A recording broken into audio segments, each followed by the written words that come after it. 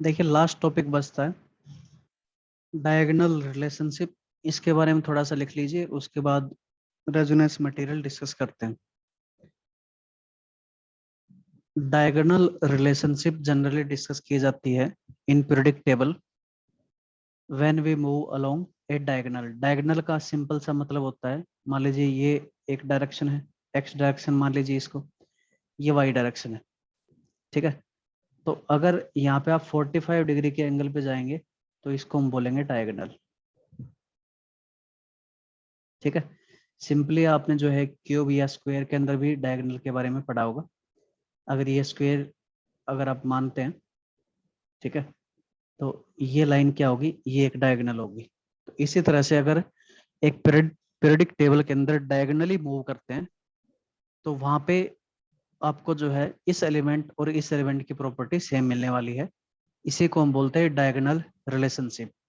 Diagonal relationship केवल और केवल सेकंड एंड थर्ड पीरियड के एलिमेंट्स के बीच में देखा जाता है। Second and third period elements के बीच में ही केवल आपको डायगोनल रिलेशनशिप देखने को मिलती है, ठीक है। वो कौन कौन से एलिमेंट है तो उनके बारे में देखते हैं। सबसे पहले देखिए लिथियम जो है, लिथियम के नीचे आपको सोडियम मिलेगा, ठीक है। लिथियम की बहुत सारी प्रॉपर्टीज ऐसी हैं जो मैग्नीशियम की तरह होती हैं। उसके बाद मैग्नीशियम के ऊपर बेरिलियम है, बेरिलियम की प्रॉपर्टी एल्यूमिनियम जैसी होती है। फिर बोरॉन की प्रॉपर्टी सिलिकॉन जैसी होती है, ठीक है। फिर कार्बन कार्बन की प्रॉपर्टी बहुत सारी फॉस्फोरस जैसी होती है। फिर नाइट्रोजन की प्रॉपर्टी सल्फर जैसी होती है, ठीक है। तो ये सभी आपको डायगोनल रिलेशनशिप देखने को मिलती है। अब इसकी वजह क्या है, कोज क्या है, तो कोज हम पढ़ते हैं। तो देखिए कोज है सिमिलर साइज। सिमिलर साइज की वजह से ये बिल्कुल एक तरह की प्रॉपर्टी प्रोड्यूस करते हैं। सिमिलर साइज कैसे बना, तो ये मैंने आपको लास्ट क्लास में बताया था। अगर आप लेफ्ट टू राइट मूव करते हैं तो साइज क्या करता है, डिक्रीज करता है। और आप टॉप टू बॉटम अगर आप मूव करते हैं तो साइज क्या करता है, इंक्रीज करता है। अब देखिए आप थोड़ा सा इधर चले, ठीक है, और थोड़ा सा इधर चले, यानी कि दोनों का जो इफेक्ट था वो कैंसिल आउट हो जाता है, ठीक है। एज वी मूव ऐसा लिख सकते हैं, as we move diagonally, as we move diagonally in the periodic table,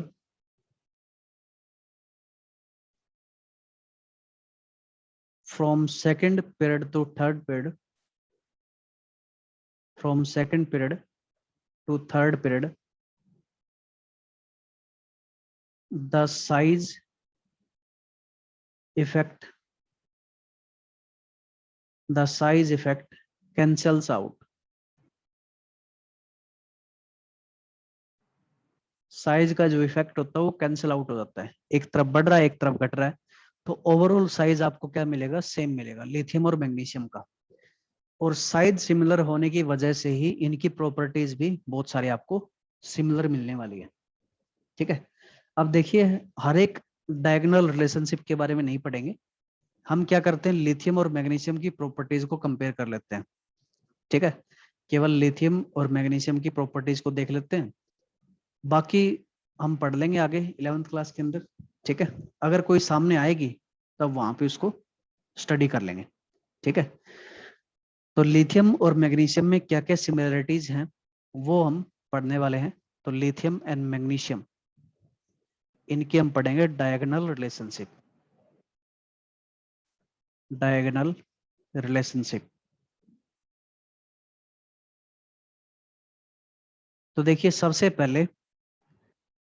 सबसे पहले लिथियम और मैग्नीशियम जब इनको ऑक्सीजन के साथ रिएक्ट करवाया जाता है तो ये सिंपल ऑक्साइड प्रोड्यूस करते हैं,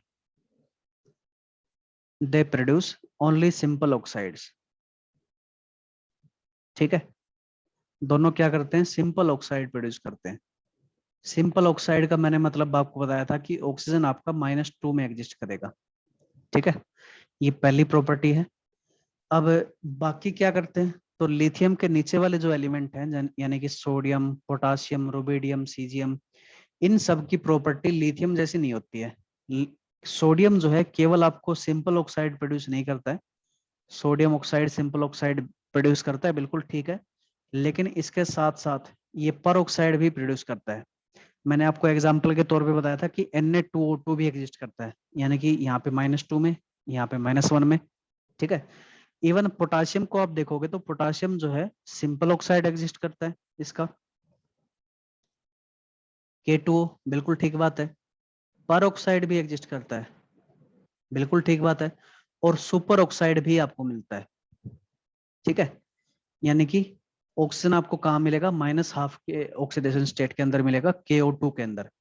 तो सिंपल ऑक्साइड, पर ऑक्साइड और सुपर ऑक्साइड, ये तीनों आपको मिलते हैं। तो इस तरह से हम जो है डिफरेंस को समझ सकते हैं। तो कुल मिला के लिथियम और मैग्नीशियम की प्रॉपर्टी एक जैसी होती है, वो किसकी वजह से, डायगोनल रिलेशनशिप की वजह से। तो सबसे पहली बात थी ये। अब देखिए दूसरी बात देखते हैं, दूसरी बात देखते हैं कि देखिए लिथियम जो है ग्रुप 1 का केवल एक ऐसा एलिमेंट है, ग्रुप 1 का ओनली एलिमेंट है जो नाइट्राइड फॉर्मेशन करता है, ठीक है। यानी कि लिथियम जो है नाइट्रोजन के साथ रिएक्ट करके लिथियम नाइट्राइड बनाता है, लिथियम नाइट्राइड। इसके अलावा अगर आप देखेंगे sodium potassium rubidium, sodium potassium rubidium caesium and so on, तो ये नाइट्रोजन के साथ रिएक्ट नहीं करते हैं, यानी कि नाइट्राइड फॉर्मेशन नहीं करते हैं। लेकिन वहीं पे आप देखोगे मैग्नीशियम के बारे में, तो मैग्नीशियम की ये रिएक्शन हमने पहले पढ़ ली है, ठीक है। मैग्नीशियम को अगर आप नाइट्रोजन के साथ रिएक्ट करवाते हो हीट करके, तो मैग्नीशियम नाइट्राइड प्रोड्यूस करता है। तो दोनों एलिमेंट नाइट्राइड प्रोड्यूस कर रहे हैं, इसका मतलब इन दोनों की प्रॉपर्टी सिमिलर है और इनकी प्रॉपर्टी सिमिलर नहीं है। तो ये दूसरी बात है, ठीक है। तीसरी बात देखिए, थर्ड बात देखिए, थर्ड बात आपके सामने हो सकती है कि लिथियम के जो कार्बोनेट होते हैं, लिथियम कार्बोनेट Li2CO3, लिथियम का जो फॉस्फेट होता है Li3PO4, ठीक है। और लिथियम का जो फ्लोराइड होता है LiF, these are sparingly soluble in water, sparingly soluble in water. Sparingly soluble का मतलब क्या है, बहुत ही कम। स्पेरिंगली का मतलब क्या होता है, बहुत कम, बहुत कम सोल्यूबल होता है, यानी कि ना के बराबर सोल्यूबल होता है। और वहीं पे अगर आप सोडियम के कार्बोनेट देखोगे तो सोडियम कार्बोनेट ऑब्वियसली सोल्यूबल होता है, सोडियम फॉस्फेट भी सोल्यूबल होता है, ठीक है। सोडियम फ्लोराइड ये भी सोल्यूबल होता है। और इसके साथ साथ आप देखोगे मैग्नीशियम की बात, तो मैग्नीशियम का कार्बोनेट इनसोल्यूबल होता है, ठीक है। मैग्नीशियम का फॉस्फेट इनसोल्यूबल होता है, दीज आर इनसोल्यूबल। तो ये सिमिलर प्रॉपर्टी आपको मिलती है। तो 3 प्रॉपर्टी होगी, इसके अलावा बहुत सारी चीजें पढ़ते हैं हम, ठीक है। इसके अलावा आप देख सकते हैं कि ये फोर्थ बात है। इसके अलावा आप देख सकते हैं कि लिथियम का क्लोराइड और मैग्नीशियम का क्लोराइड ये हमेशा आपको हाइड्रेटेड फॉर्म में मिलेंगे, ठीक है। यानी कि ये आपको क्या मिलेंगे, डीलिक्विसेंट मिलेंगे, डीलिक्विसेंट। डीलिक्विसेंट का मतलब क्या होता है, जो वाटर को एब्जॉर्ब कर पाए, ठीक है। जो वाटर को एब्जॉर्ब कर सकता है उस सब्सटेंस को हम क्या बोलते हैं, डीलिक्विसेंट बोलते हैं।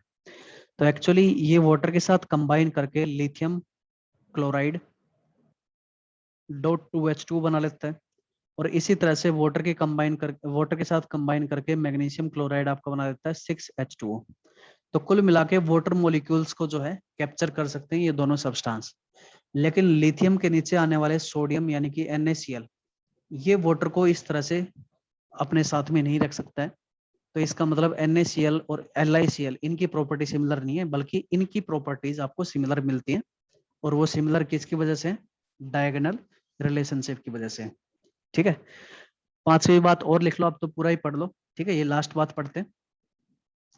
लास्ट बात है इसकी, लिथियम का जो कार्बोनेट होता है, lithium carbonate Li2O and magnesium carbonate MgCO3, इनको जब आप हीट करते हैं तो ये अनस्टेबल पाए जाते हैं, ठीक है। When they are heated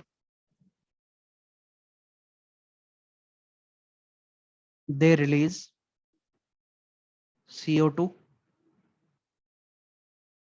and produce oxide. ये दोनों CO2 रिलीज करते हैं और ऑक्साइड प्रोड्यूस करते हैं। ठीक है,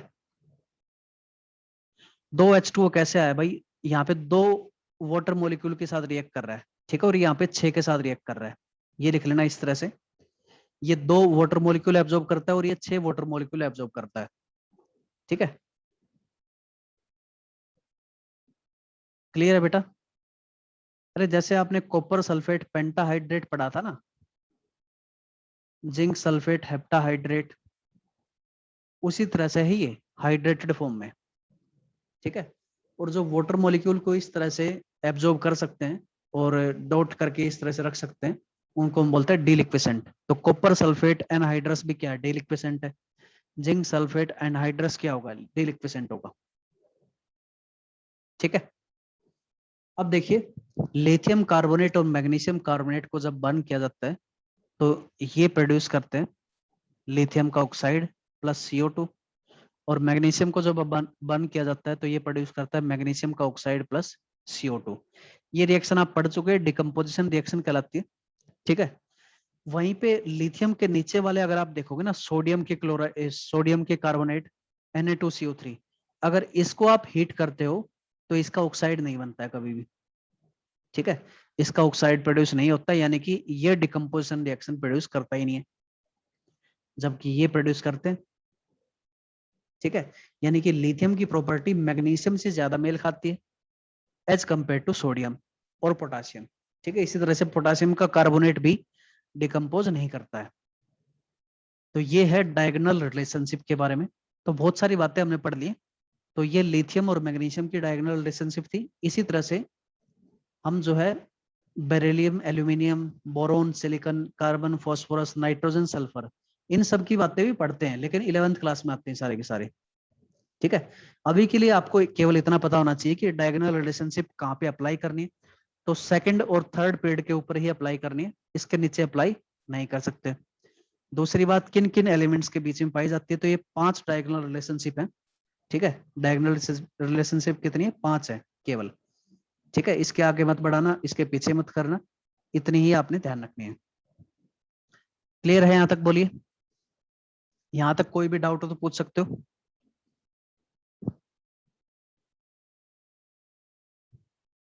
हाँ बेटा, कोई भी डाउट है तो पूछ सकते हो। क्लियर है सबको? चलिए आगे बढ़ते हैं। रेजोनेंस मटेरियल देखिए, तो डायगोनल रिलेशनशिप के बारे में हमने अच्छे से पढ़ लिया। ठीक है, उसके बाद लगभग सारी बातें हमने कर ली अच्छे से। ये एटॉमिक मास क्या होता है, एटॉमिक नंबर क्या होता है, ये सब बातें हमने देख ली थी। ठीक है, हाँ ये थोड़ा सा बचता है।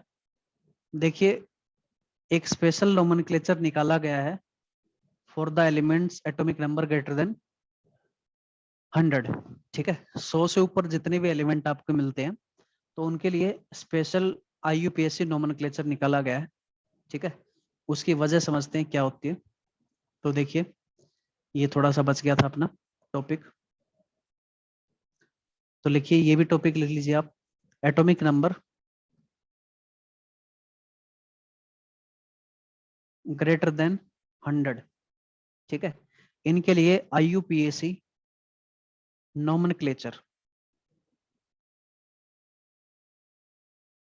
IUPAC नोमेनक्लेचर स्पेशली निकाला गया है। इसकी वजह मैं आपको बताऊंगा और किस तरह से इनके नाम लिखते हैं ये मैं आपको बताऊंगा। IUPAC का मतलब होता है international union of pure and applied chemistry.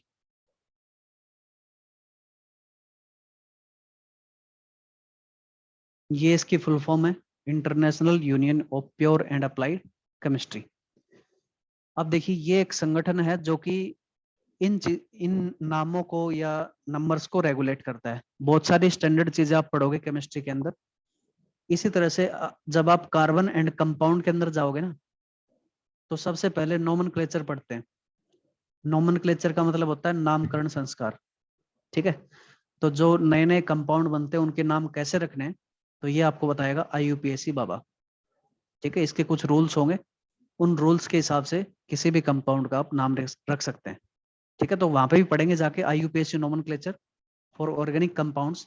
यहाँ पे एटॉमिक नंबर ग्रेटर देन 100, इनके लिए IUPAC नोमेनक्लेचर किस तरह से लिखा जाता है वो समझ लेते हैं।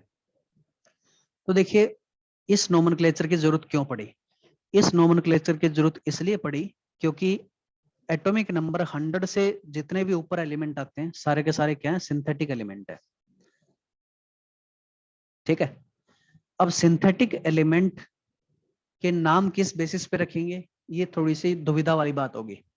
ठीक है, क्या हुआ, 104 एटॉमिक नंबर का एक एलिमेंट आया जिसको हम बोलते हैं रदरफोर्डियम। ठीक है, इसको हम नाम देते हैं रदरफोर्डियम हाल फिलहाल के लिए।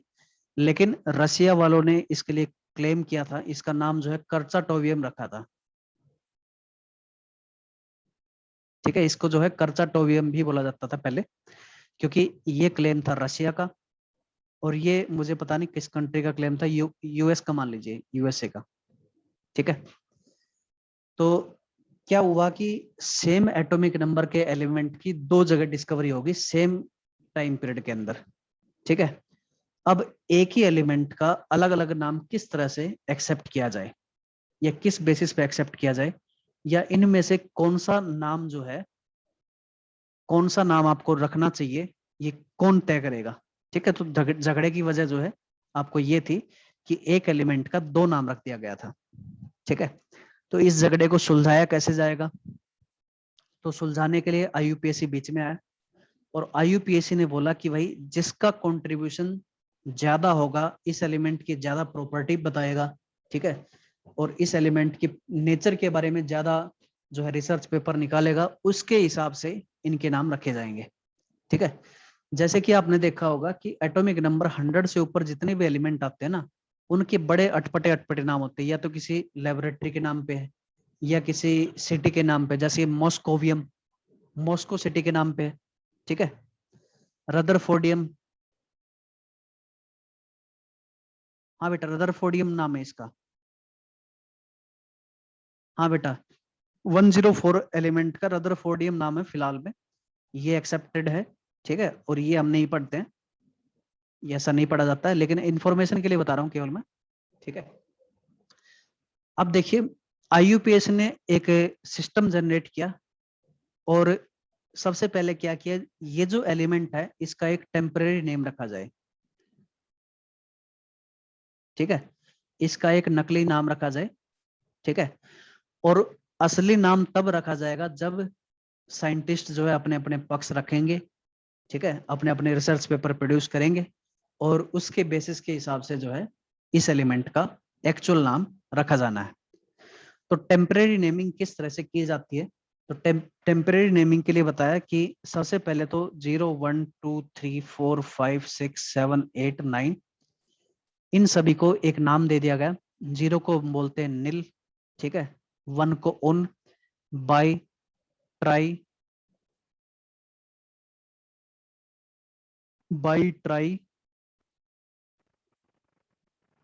Quad, pent, hex, hept, oct and enn. ठीक है, ये नाम रखे गए, एक बार क्रॉस चेक कर लेते हैं कहीं गड़बड़ तो नहीं कर दी हमने। देखिए, 0 को नील, 1 को un, bi, tri, quad, pent, hex, hept, oct and enn. ठीक है, बिल्कुल ठीक है, तो ये नाम रखे गए। ठीक है, तो हर एक नंबर के कोरस्पॉन्डिंग जो है एक वर्ड आपको यूज करना है। ठीक है बेटा, हर एक वर्ड के कोरस्पॉन्डिंग आपको एक वर्ड यूज करना है। ठीक है, अब देखिए, मान लीजिए आपने जो है एटॉमिक नंबर 104 के बारे में बात की, तो 104 का नाम कैसे रखेंगे, तो सबसे पहले वन, वन का मतलब क्या होता है, उन। 0 का मतलब क्या होता है, नील। 4 का मतलब क्या होता है, क्वाड। ठीक है, और सब इन सब एलिमेंट्स के नाम के पीछे हम क्या लगा देंगे, YIUM। ठीक है, EM लगा देंगे, तो इसका नाम क्या हो जाएगा, उन नील क्वाडियम। इस एलिमेंट का नाम क्या होगा? उन नील क्वाडियम। ठीक है, तो 104 का टेम्परेरी नेम इस तरह से रखा गया। इसी तरह से जितने भी एटॉमिक नंबर 100 से ज्यादा आपके जो है एलिमेंट मिलेंगे, उन सब के इस तरह के नाम आपको देखने को मिलने वाले हैं। जैसे कि आप नाम रख सकते हो किसी भी एलिमेंट का, मान लीजिए 118 का, अभी के लिए आपको पता है ऑर्गेनाइजेशन नाम है इसका, लेकिन कभी इसका नाम जो है टेम्परेरी या किसी बुक के अंदर, पुराने बुक के अंदर आपको नाम मिलेगा। इसको हम लिखते हैं उन 8 को हम क्या बोलते हैं? Oct EM. ठीक है, उन ऑक्टियम। इनके हम शॉर्ट फॉर्म भी बनाते थे, तो इसको हम क्या बोलते हैं? पहले का उन यू, ठीक है, उन यू, और ऑक्टियम का मतलब ओ। इस तरह से इसके नाम हम रख सकते हैं। क्लियर है बेटा?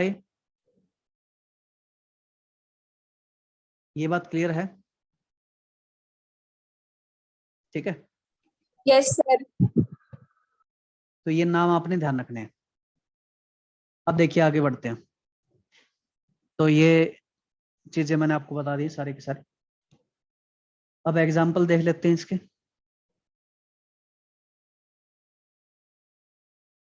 बेटा टेम्परेरी नेम के बाद रियल नेम कैसे पता लगा? तो देखिए मैंने आपको बताया कि मान लीजिए दो साइंटिस्ट ने अलग अलग कंट्रीब्यूशन दिया, और दोनों बोल रहे हैं कि भाई इस एलिमेंट को तो मैंने डिस्कवर किया है। ठीक है, तो वहां पे क्या होगा? वहां पे IUPAC बीच में आएगा, सबसे पहले इसका टेम्परेरी नाम रखा जाएगा। ठीक है, टेम्परेरी नेम रख दिया, ठीक बात है। उसके बाद देखिए, जिसका कंट्रीब्यूशन ज्यादा होगा, जो उस एलिमेंट की प्रॉपर्टीज अच्छे से बता पाया होगा, उसके हिसाब से उसका नाम रखा जाएगा। ठीक है भाई, किसी भी एलिमेंट की बहुत सारी प्रॉपर्टी हम लिखते हैं, जैसे कि atomic mass, atomic number, weight कितना है उसका, ठीक है, कंपाउंड किस किस तरह के प्रोड्यूस करता है, नेचर कैसा है, कलर कैसा है, ठीक है, मैग्नेटिक प्रॉपर्टी किस तरह की है। तो एलिमेंट की बहुत सारी प्रॉपर्टी होती है। उन कंपाउंड के, इसके जो कंपाउंड बन रहे हैं उनके करेक्टरिस्टिक कैसे हैं, कलर कैसे हैं, ठीक है। तो जो ज्यादा बातें बताएगा उसके हिसाब से नाम रखा जाएगा इसका। ठीक है बेटा। अब देखिए क्या होता है, बहुत सारी ऐसी हमारे पास लेबोरेटरीज हैं या सिटीज के नाम हैं, जिनके हिसाब से जो है लैब का नाम पड़ा हुआ है। जैसे कि मॉस्को के नाम से जो है एक एलिमेंट का नाम रखा गया है, मॉस्को। मॉस्को के नाम से क्या रखा गया है? मॉस्कोवियम। तो इसका मतलब क्या है? या तो ये एलिमेंट रशिया में डिस्कवर हुआ होगा, या मॉस्को सिटी के अंदर डिस्कवर हुआ होगा, तो इसके ऊपर इसका नाम रख दिया गया है इस तरह से।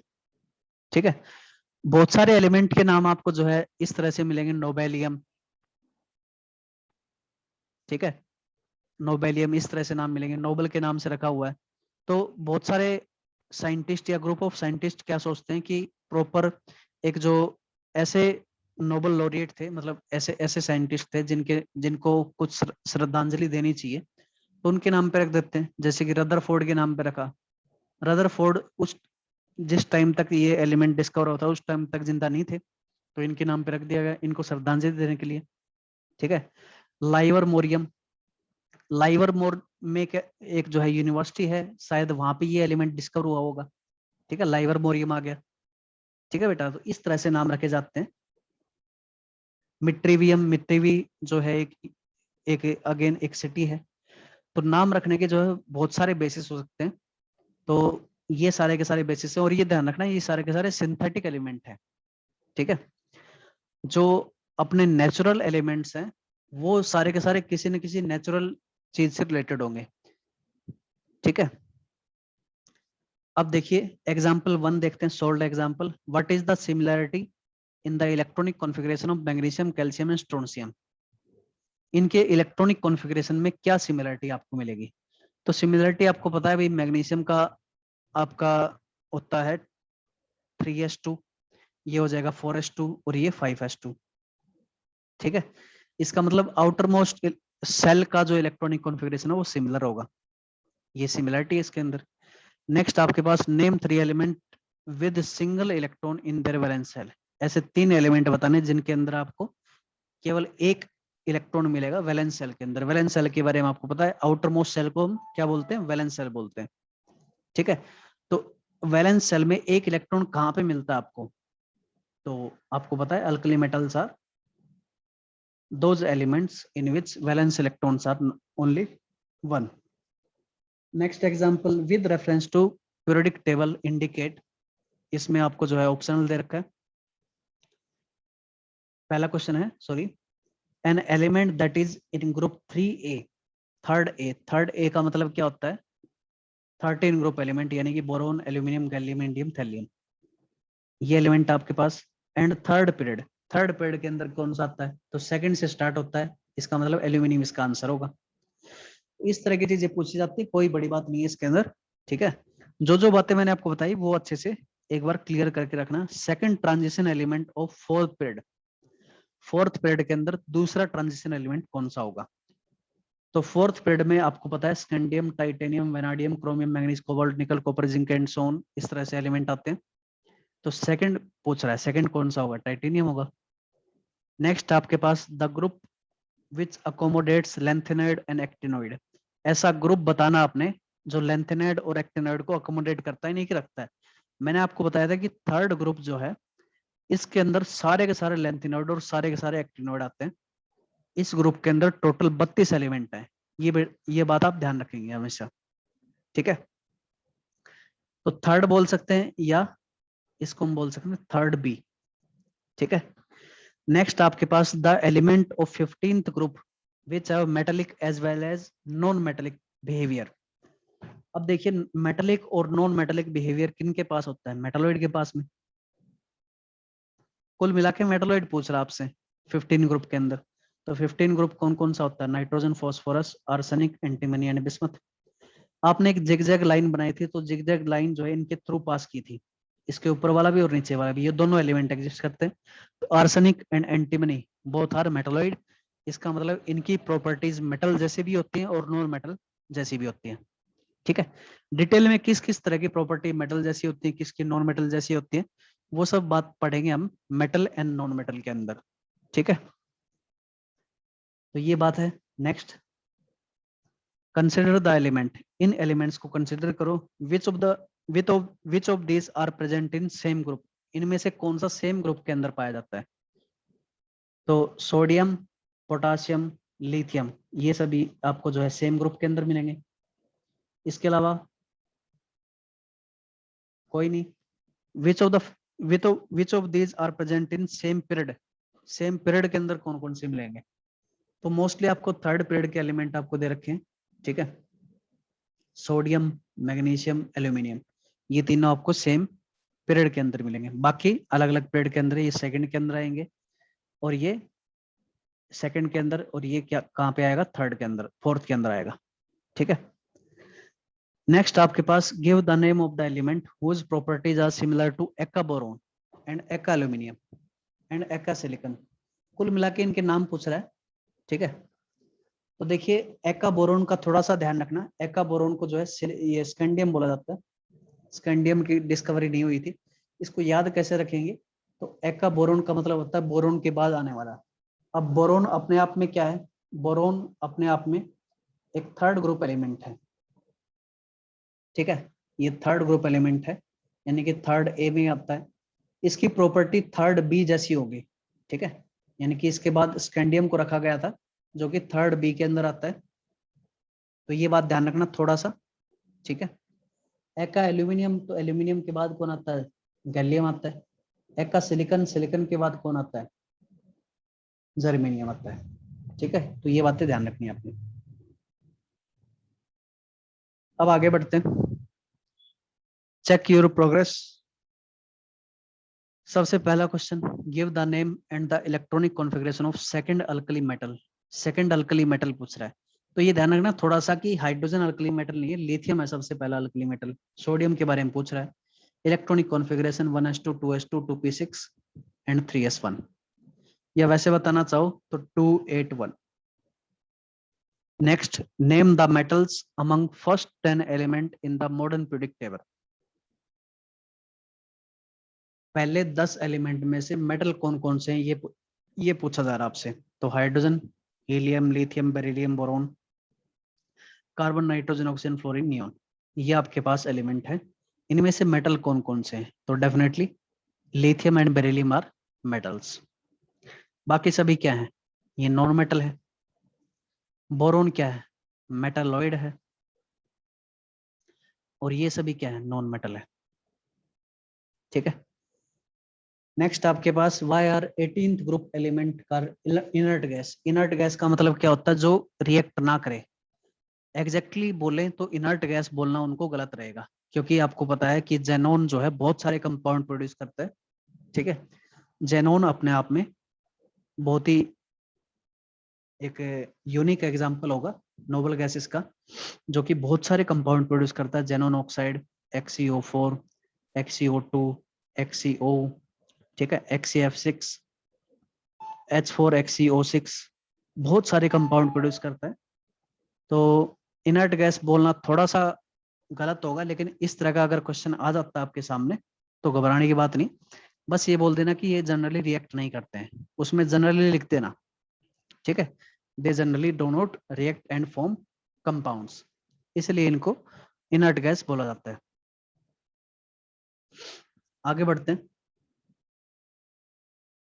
पीरियोडिसिटी की वजह क्या है, तो हमने देख लिया था कि वैलेंस इलेक्ट्रॉन अगर सेम है तो उन एलिमेंट्स की प्रॉपर्टी आपको सिमिलर मिलने वाली है।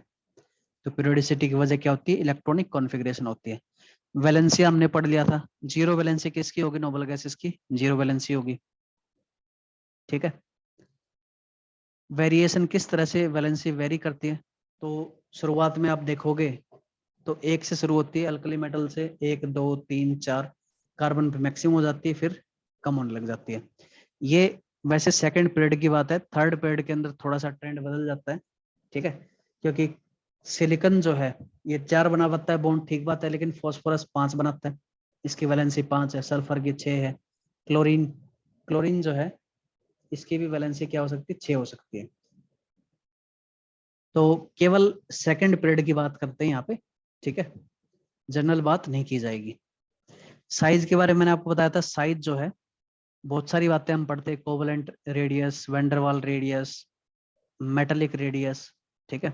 इनका ऑर्डर क्या होगा, ऑर्डर आपने ध्यान रखना, वेंडरवाल सबसे बड़ा होगा अगर सेम एलिमेंट की बात कर रहे हैं तो। ठीक है। फिर मेटालिक और कोवलेंट सबसे कम होगा, क्यों, क्योंकि कुछ इलेक्ट्रॉन डेंसिटी इसके अंदर ओवरलैप हो जाती है। ठीक है। किस तरह से साइज वेरी करता है, तो साइज वेरी आप इसमें डाटा देख सकते हैं। डाटा मैंने शायद वही लिखा था क्लास के अंदर भी। ठीक है। और ये जो साइज दिया गया है ये वंडरवाल रेडियस का दिया गया है, ये ध्यान रखना आपने। और एक्चुअल साइज कहीं पे आ जाए तो सबसे छोटा होगा नोबल गैस का साइज, ये ध्यान रखना।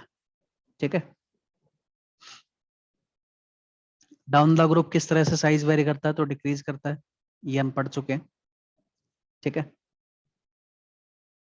आयनाइजेशन एनर्जी क्या होती है, इलेक्ट्रॉन निकालते हैं, कहां से निकालते हैं, गैसियस एटम से निकालते हैं। एक बात और कि आयनाइजेशन एनर्जी की जो है यूनिट क्या होती है, तो यूनिट हमेशा जो है किलो जूल पर मोल के हिसाब से चलते हैं। यानी कि 1 मोल सब्सटेंस लेते हैं, मान लीजिए लिथियम गैसियस का आपने जो है आयनाइजेशन करना है, तो lithium plus gaseous plus 1 electron. ठीक है। तो यहाँ पे हम क्या करते हैं, 1 मोल लिथियम गैस लेते हैं। 1 मोल लिथियम गैस के 1 मोल इलेक्ट्रॉन निकालने में जितनी एनर्जी लगेगी वो सारी की सारी क्या कहलाएगी, आयनाइजेशन एनर्जी कहलाएगी, और उसकी यूनिट होगी किलो जूल पर मोल। ठीक है। पर मोल का मतलब होता है 1 मोल का आपने सब्सटेंस लिया है। ठीक है। और केजी का मतलब क्या होता है, किलो जूल। इसको हम किलो कैलोरी में भी यूज कर सकते हैं। ठीक है। या इलेक्ट्रॉन वोल्ट में भी काफी बार यूज कर लेते हैं, तो कन्वर्जन में आपको बता देता हूँ हल्का फुल्का। सबसे पहले देखो, 1 कैलोरी जो होती है ये 4.18 जूल के बराबर होती है। ठीक है। ये ध्यान रखना है आपने, या लगभग इसको 4.2 जूल के बराबर भी लिख देते हैं, लेकिन ये एग्जैक्ट वैल्यू है, इसको ध्यान रखना। 4.184 एग्जैक्टली होता है। ठीक है। तो ये यूनिट है एनर्जी की। इसके अलावा हम एक बहुत ही छोटी यूनिट यूज करते हैं, इलेक्ट्रॉन वोल्ट। 1 electron volt. ठीक है। तो इसकी वैल्यू क्या होती है, इसकी वैल्यू होती है 1.602 10⁻⁻19 joule. 1 electron volt energy is equal to 1.602 10⁻⁻19 joule. इसको हम एटॉमिक स्ट्रक्चर में दोबारा देखेंगे जब 9th क्लास का हम पढ़ रहे होंगे। ठीक है। तो ये बातें आपने ध्यान रखनी, इन्हीं से आप जो है कन्वर्जन बड़े आसानी से कर सकते हो। ठीक है, ये यूनिट 3 के बारे में। इसी तरह से इलेक्ट्रॉन गेन एंथैल्पी या इलेक्ट्रॉन एफिनिटी के अंदर भी आप इसी तरह की यूनिट यूज करते हैं। ठीक है, इलेक्ट्रॉन एफिनिटी में एक खास बात मैंने आपको बताई थी कि फर्स्ट इलेक्ट्रॉन एफिनिटी या electron gain enthalpy positive negative दोनों हो सकती है, लेकिन सेकंड हमेशा कैसी कैसी होगी, सेकंड हमेशा पॉजिटिव होगी, यानी कि एंडोथर्मिक होगी। ये बात आपने ध्यान रखनी है। ठीक है, इसके अलावा एक बात और ध्यान रखेंगे, जैसे कि अगर मान लीजिए एक मेटल है या कोई भी एक एलिमेंट है M, ठीक है, उस एलिमेंट का आपने क्या किया, पॉजिटिव चार्ज बना दिया, और इस एलिमेंट का आपने क्या किया, नेगेटिव चार्ज बना दिया। ठीक है, तो इनका साइज कंपेयर करने को बोल सकते हैं आपसे। तो जब भी आपके पास प्लस का साइन आए तो इसका मतलब होता है साइज डिक्रीज कर गया। ठीक है, अगर आपने इलेक्ट्रॉन्स को इजेक्ट कर दिया या निकाल दिया तो उसमें क्या होगा, साइज डिक्रीज करेगा हमेशा। ठीक है, साइज डिक्रीज करने की वजह से, हाँ बेटा, इलेक्ट्रॉन एफिनिटी और इलेक्ट्रॉन गेन एंथैल्पी सेम है। ठीक है, 10th लेवल तक तो सेम ही मान के चलते हैं, थोड़ा सा फर्क होता है, फर्क आपको समझा देंगे कभी अगर मौका मिला तो। अगर कहीं पे आपके इलेक्ट्रॉन निकल जाते हैं तो साइज डेफिनेटली क्या करेगा, डिक्रीज करेगा। इसकी वजह क्या है, क्योंकि नंबर ऑफ इलेक्ट्रॉन कम हो जाते हैं, इफेक्टिव न्यूक्लियर चार्ज बढ़ जाता है। ठीक है, अगर अट्रैक्शन बढ़ेगा तो डेफिनेटली साइज कम होगा। तो साइज सबसे कम किसका होगा, M+ का होगा। अगर कहीं पे आप इलेक्ट्रॉन ऐड करते हैं, इलेक्ट्रॉन ऐड करने का मतलब होता है साइज का इंक्रीज करना। इसका मतलब M- का साइज जो है सबसे बड़ा होगा। ठीक है, तो इतनी बातें आपने ध्यान रखनी है। अब आगे बढ़ते हैं। इलेक्ट्रोनेगेटिविटी मैं पहले बता चुका था, इसलिए मैंने आपको नहीं बताया था। ठीक है, वैसे अगर पीरियोडिक टेबल के अंदर देखना चाहिए इलेक्ट्रोनेगेटिविटी किस तरह से वेरी करती है, तो हम बड़े आसानी से बता सकते हैं। इलेक्ट्रोनेगेटिविटी जो है पीरियोडिक टेबल के अंदर, सबसे पहले नोबेल गैसेस के लिए तो मानते ही नहीं है। ठीक है, हाईएस्ट आपको यहाँ पे मिलती है और लोवेस्ट आपको यहाँ पे मिलती है। ठीक है, तो कुल मिला के अगर डायगनली चलेंगे इस तरह से, तो इलेक्ट्रोनेगेटिविटी आपको डिक्रीज करती हुई दिखाई देगी। इलेक्ट्रोनेगेटिविटी का उल्टा होता है इलेक्ट्रोपॉजिटिविटी। ठीक है, यानी कि मोस्ट इलेक्ट्रोपॉजिटिव एलिमेंट कौन सा होगा, सीजियम होगा। ध्यान रखना, फ्रांसियम नहीं होता है। फ्रांसियम रेडियो एक्टिव होता है तो इसकी बात नहीं करते। Caesium is most electro positive element. ठीक है, एक बार मैं इसको सेव कर लेता हूँ।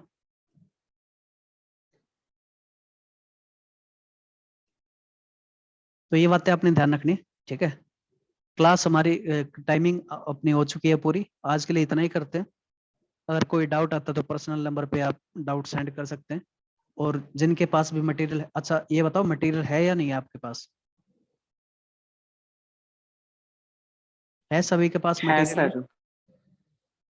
चलो ठीक है, अगर मटेरियल है तो पूरा का पूरा पढ़ना बेटा इसको। ठीक है, और नेक्स्ट क्लास में ये चैप्टर हमारा समाप्त हो जाएगा, क्योंकि एक्सरसाइज ही बचेगी।